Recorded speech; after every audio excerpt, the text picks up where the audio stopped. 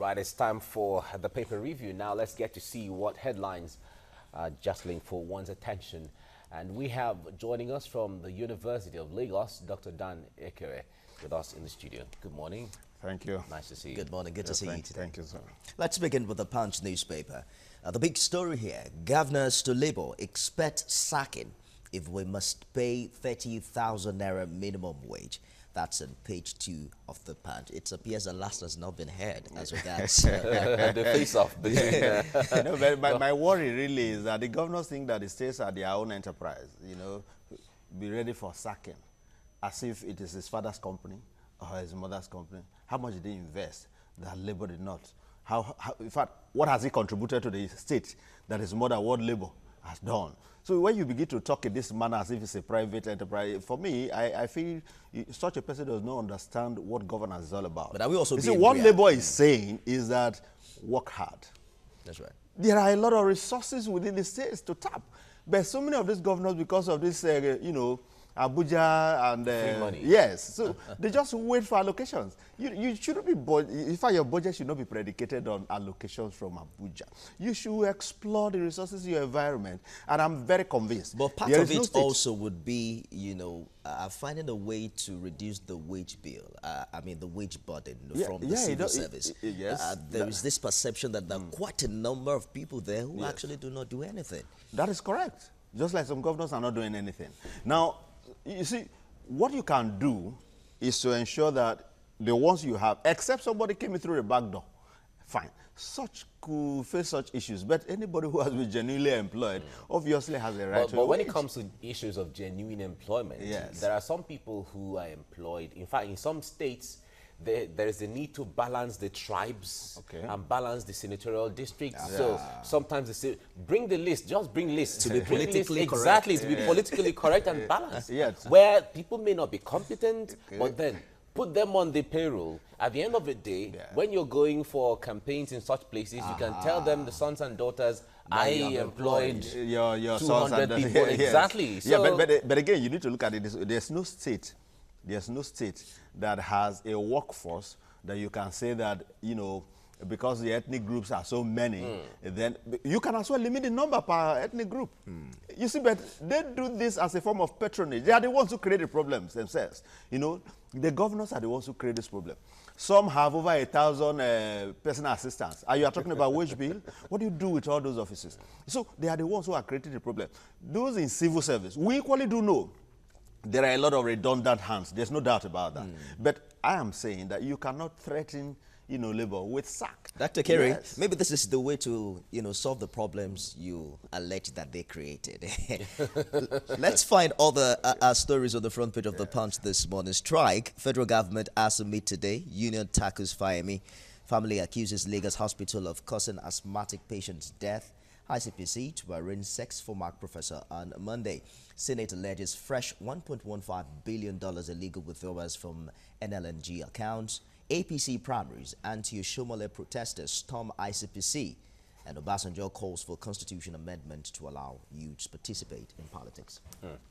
All right, so many headlines there. But let's move to the Nation newspaper now. Governors, states can't pay 30,000 naira minimum wage. And Ambode Bagudu Emmanuel, others to meet Buhari, right? Do they intend to pay for other states? Because I hope the meeting is not intended to, mount pressure on the president to reduce the minimum I guess wage it certainly will not be out of place because the issue there is the president, remember, he said that he will try to close the gap between the 22,500 or 24,000 as the case may be and the 30,000. So it could be at the end of the day because some of the reports we're getting is to try to mediate and then meet in the middle somewhere between 27,000 and 27,500 or 28,000 as the case may be. That would be unacceptable. That's what the Labour is saying. Labour 30,000 is what has been agreed. Even at 30, a lot of people are not happy. It's still not, a living wage. All right? That we accepted 30, they should just do everything to ensure that it is speedily, implemented. Yeah. So to begin to talk about, bridging one gap and try to find a mean or a middle way or whatever, I don't think that will be okay acceptable for this. Yes. Okay. Other headlines here. 2019, Waber's leads campaign for Atiku. APC is saying it's an affront on Igbo nation. Okay. APC opens case before Ikiti Election Tribunal. Federal government ASU meet today. ASU has been saying, federal government, you've not called us. They've not called us to a meeting. Here the meeting is right now. So yes. Maybe we hope that this might lead to... Let's hope so. That Your people have been going on strike for the same reason for the past 10 years. No, and then more than 10 years. we begin to wonder if ASU has run out of ideas completely. Yeah, I remember watching you on this issue on Journalist Hangout, and is it Mujid or what was the name of one journalist? I think I hope that is the name, Mujid. You were talking about running out of ideas and all of that. If you want ideas, ASU is the bank. All right? Now, what you have is a failure. Are you, if not for laws, you think we can operate the way we are? You think you can sit here conveniently? The fact that you come here every day and work is because there is a bond. Somebody has given you an appointment, and you rely on that appointment. And you've been told what you will get. So that is the importance of agreement. So when you play your part, you expect Are you getting it? to Yes. I'm just worried about the cycle of getting government to reach an agreement that he does not have the capacity to meet, because that has been the recurring decimal. That is not correct. That government does not have. I mean, within a short time, government had a capacity to raise 200-something billion naira for election. An election is just a one-phase thing. We do that once in every 4 years. All right? So election is more important. You can imagine, why did you go to the street to bring one mechanic to head INEC? Why not? So the man you are using is a product of training. So you can see how important education is. And there have been issues about Buhari's certificate and all. Why is certificate important? So why did you bother? Why did you bother? The man is a human being, he's a Nigerian. By that, take him as qualified. But you are talking about certificate. Exactly. That tells you the importance of training. It means there's a benchmark which somebody must attain. Yeah, so you cannot just increase or you neglect the sector as if there's a difference between petroleum price and education. You see, once you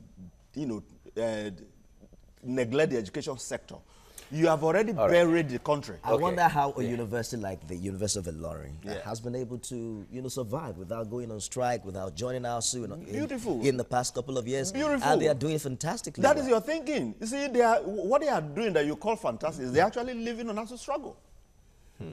I'm telling you, whatever are you telling me that the funding, the agreement that was reached initially at the first release, that Ilorin did not get a portion? Did it not add value to the school?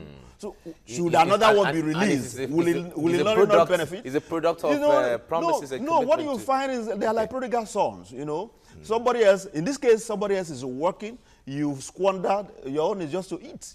Are you getting it? So I don't think Ilorin will be a good example to discuss the issue of the struggle. Okay, we'll wait to see how things go. At Sex for Marks, ICPC to arraign ex-OAU Don and of our robbery suspects have case to answer.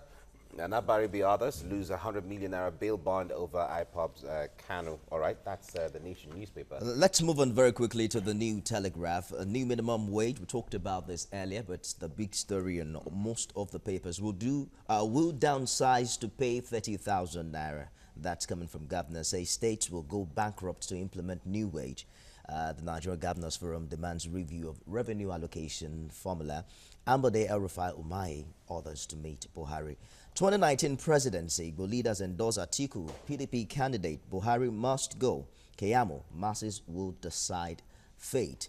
And of course, there are other stories here. APC primaries, Saraki mocks Oshomole over DSS probe. All right, Vanguard is our next paper here. Only Lagos government can pay 30,000 naira minimum wage. That's the governors are saying that. So Lagos is only Lagos. That's not correct. What happened to a state like River State? Even Kano State, Akwa Ibom State, not just those Edo, Delta, and Anambra State. I said every state can pay. But you look at now. Look at what is around the office of the governor. There are a lot of irrelevant staff, and they are the ones who bring them in. All right. So because every year workers retire, you find a set of them who, at a certain age, would have been, getting senile with respect to, performance. So along the line, they ease off. Okay? But they are the ones who are over, flooding the government with all manner of characters. And at the end of the day, you begin to complain of inability to pay when you are squandering resources. And in any case, each of these governors can even pay the salary of the workers. Because so many of them, look at their lifestyle. Look at where they are coming from. Look at how they get out eventually. That tells you what they are doing to the resources of the states. All right, we'll look at that. Buhari, Atiku, Saraki throw darts over Oshomole. A passenger stranded as power outage hits Lagos airport. That's an old story. It's a usual thing. Yeah, it happens quite They are often. still reporting it. This is a regular occurrence. I don't know why we're saying it's shocking. It's no longer news. Reps resolved to probe extrajudicial killings by army, police nationwide, and how NEMA wasted 414 million naira rice donated by China for IDPs. There was a picture that went viral, and that it was purported to have been posted by Yakubu Dogara, the Speaker of the House of Reps, and the picture shows bags of rice, hundreds of bags of rice wasted and spoilt When in you the say warehouse. wasted, how were they wasted? Is it that Spoilt in a warehouse. That picture has been going viral. And, but NEMA, on the other hand, is saying, no, we distributed all the rice and all of that. But I wonder so the ones that went bad, where were they found? Is it NEMA warehouse? Because all of that has to be, these are verifiable, things. And I'm very sure that if only we truly verify, let there be proper investigation, and whoever is culpable should be brought to book. Right. That is the only way you can prevent because reoccurrence. it's on record how international organizations, countries, and even individuals, even churches and mosques are donating so much for IDPs. Yes. Well, it is also on record how IDPs are going hungry, how IDPs are not getting food to eat, and all of that. So these dynamics I are things think the way forward is let these donations go directly to the IDPs. Because once they go through NEMA and the rest of them, there will be administrative issues. But there has to be a coordinator. Fine. Because if monies are coming from international organizations, monies and food is coming from countries, individuals, and churches, and mosques, and so on. There has to be an aggregator to, for record purposes on one hand, and each of these countries have their consulates. There are ways because we have seen over time that there have been issues with distribution. Something that is meant for people who are in this very, very precarious situation. You see find some very comfortable people stealing them. That tells you how heartless some of them are. It's all right. I have this day paper here. Governors adamant say 30,000 naira minimum wage will make states go bankrupt. Give options, retrenchment, revenue allocation formula review. Workers threatening. Those who are seeking re-election will vote them out. Any governor who has made this indication, yes, will flush them out. It shows they are not capable. On all that stories, crude oil price rises as producers discuss supply cut.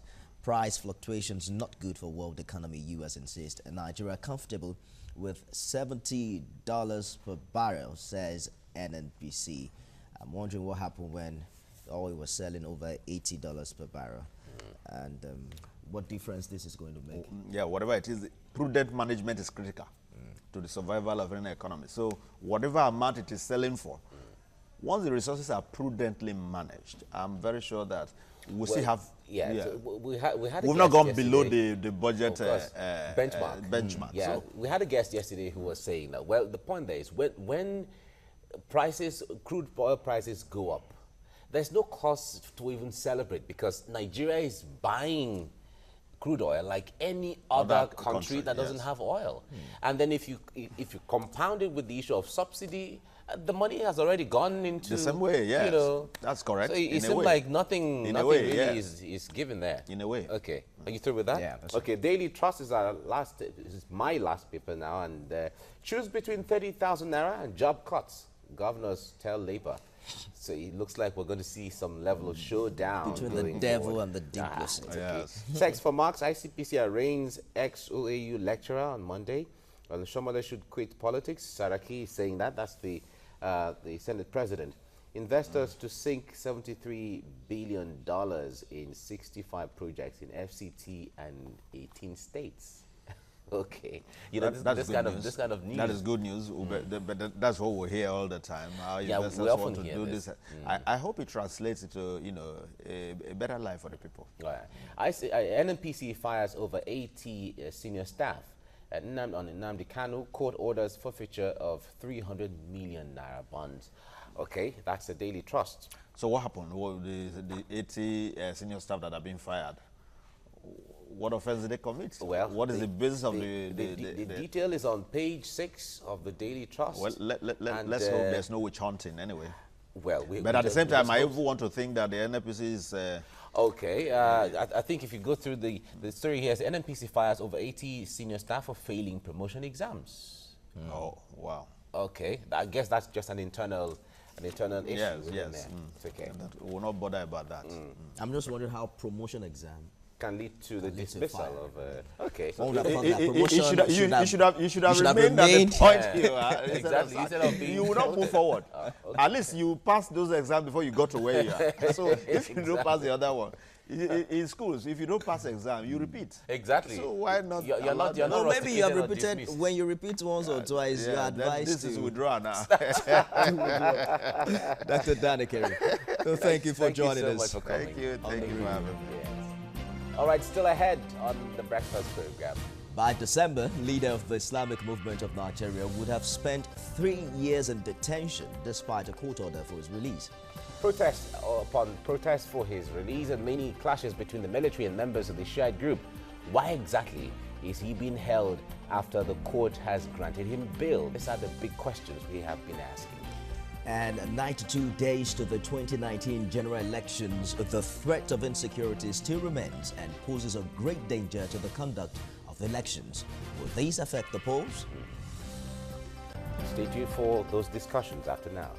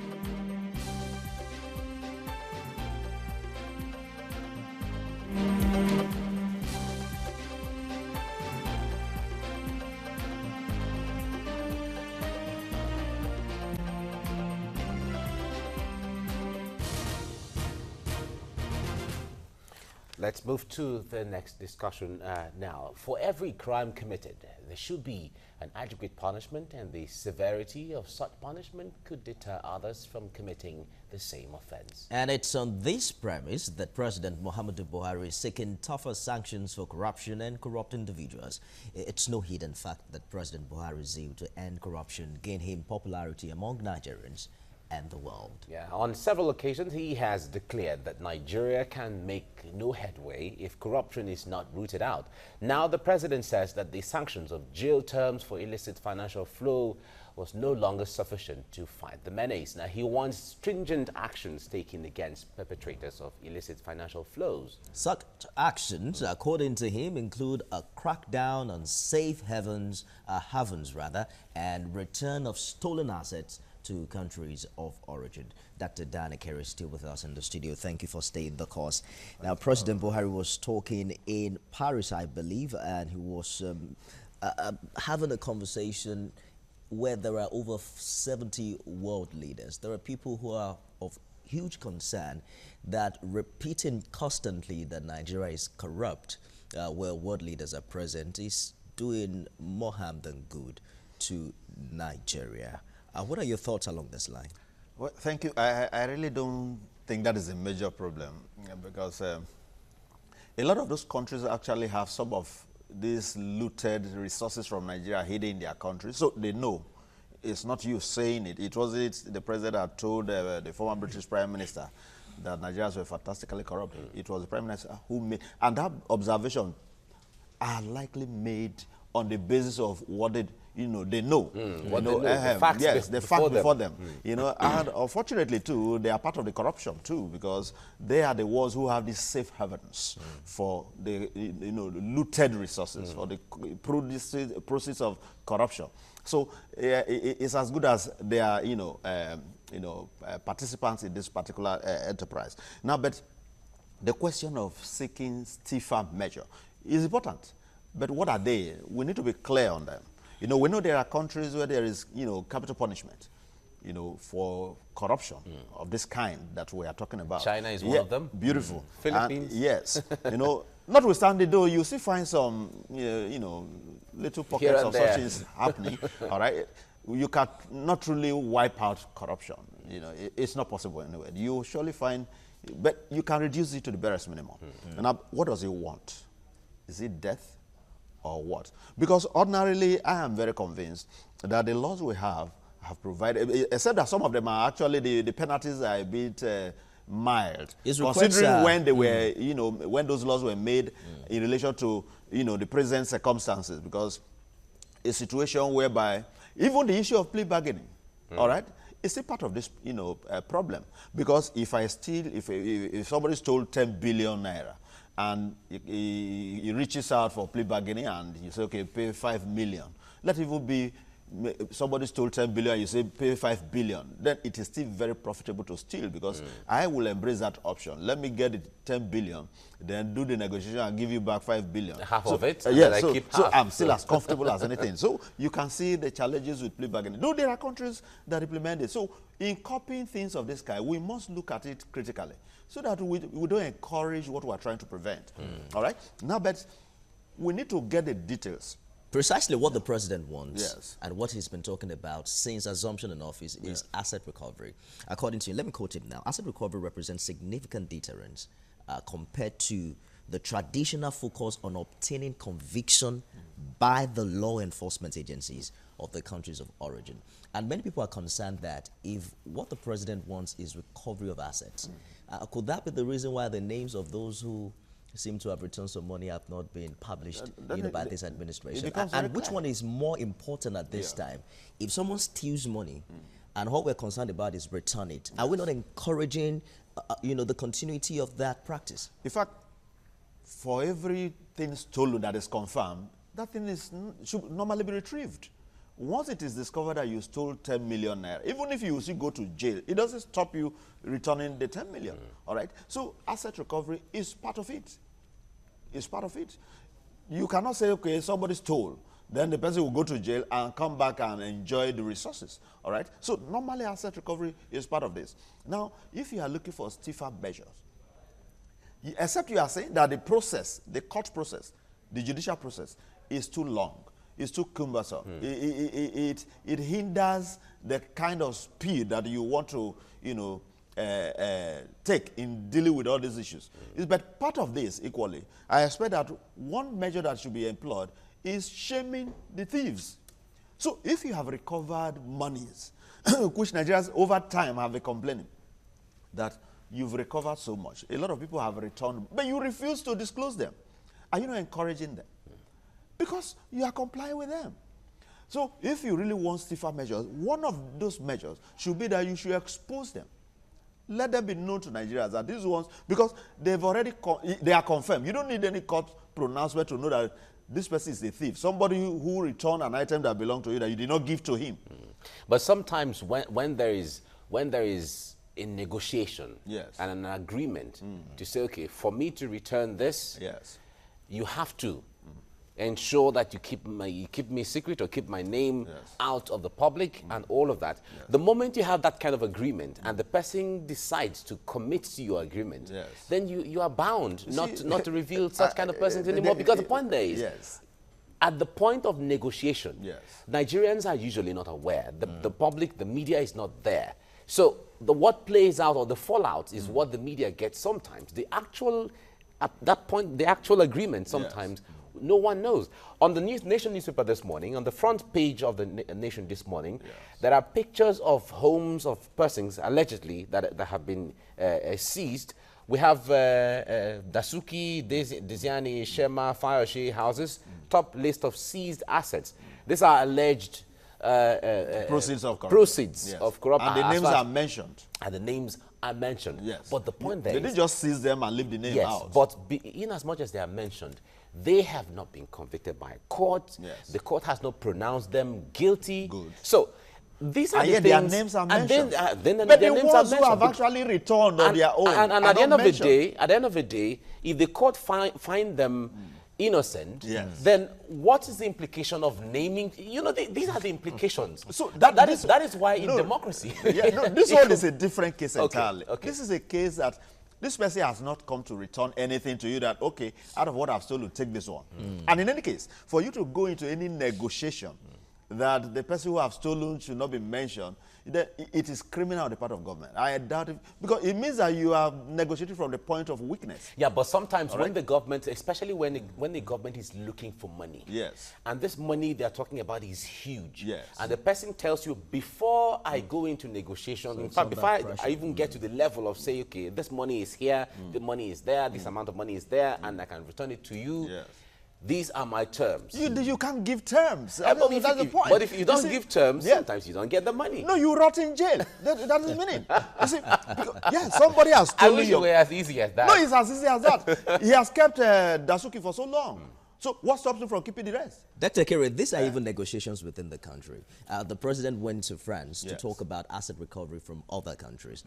And I'm also concerned about the quality of negotiation that takes place. For instance, the Swiss government, the federal government signed an MOU with the Swiss government that the $321 million it was given was going to be used for cash transfers. Yes. I mean, can't we negotiate better than that? There are people who would think that using such a money for capital infrastructure would have been a better, use of money. Yeah, well, thank you. I think the only thing that the government can actually do, you can negotiate with other governments, all right? Because those one did come to your country to steal your money. It's your own people who stole money and, kept money in their countries. Yeah, your negotiation should be to the effect of trying to recover your money. But they shouldn't be the one to tell you what to do with your money. They have no business telling you what to... In fact, they should be ashamed that they actually kept such monies. So for them to begin to tell you how to use your money, for me, there are unenforceable agreements. That is the kind of agreement I think in the case of this money transfer or the cash transfer, it has to do with the many programs government has or intends to carry out. And then at the point of negotiation, it was the issue of this money will be channeled to one of the programs we have earmarked to be carried out. That is a function of and governance. whether Nigerians in support of it is something different. Because government the point has already is, brought out its priorities. When it's it not comes for to, any other country to tell us which one to do first. Yeah, but the point there is when they say because the previous monies we've returned, we hear that, they find themselves reluted. That's right. So you need to give us a blueprint for us to be, so it's like we are committing to good governance and prudence and accountability and transparency and all of that. So if that's their agenda, then you have no choice. Because at that these point, monies, you discover they are reluted and kept where? Back to your own. So you should equally close your borders to all these reluted funds. All right, Dr. Kere, it's really interesting talking with you on this. Thank you so much for coming. Thank you for having me. Dr. Kere, Department of Philosophy, University of